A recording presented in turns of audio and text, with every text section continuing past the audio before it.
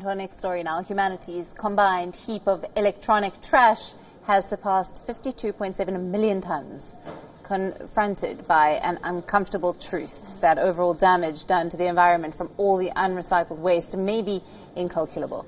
Our next report brings you all the details. Take a look.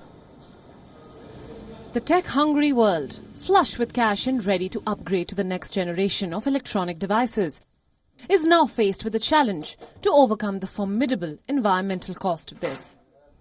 E-waste, the world's fastest growing domestic waste stream, fueled by higher consumption rates, short life cycles and few options for repair, will continue to grow and cause further harm. One of the reasons, why the amount of e-waste is growing so rapidly is, that we are consuming so much of this on an annual basis. And the reason why we are consuming it is that it basically improves our quality of life. It does contribute to sustainable development. So there is a big need for those, products.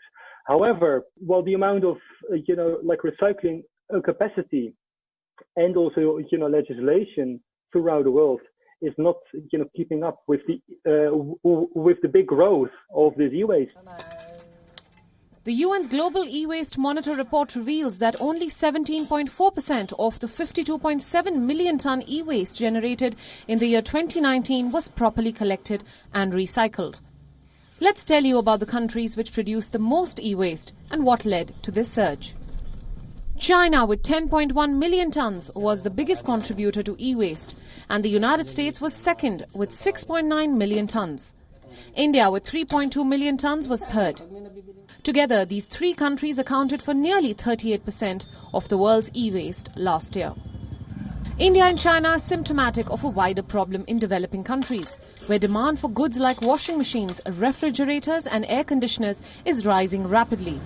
Gases released from discarded fridges and air conditioning units were equivalent to 98 million tons of atmospheric carbon dioxide in 2019. An estimated 50 tons of mercury used in monitors, printed circuit boards, fluorescent and energy-saving light sources were contained in undocumented flows of e-waste annually. Increasing levels of e-waste, improper and unsafe treatment and disposal still pose a challenge.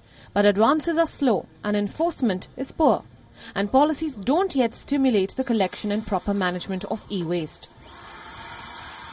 I believe that we have all the possibilities, we have all the tools, all the technologies to have a circular economy in the next 20, 30 years and a wasteless future.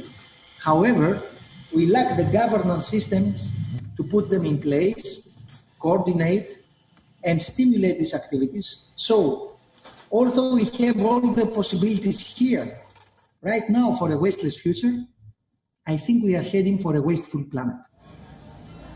Although 71% of the world's population is covered by some form of e-waste policy, legislation or regulation, experts believe that implementation and enforcement call for greater efforts than currently seen.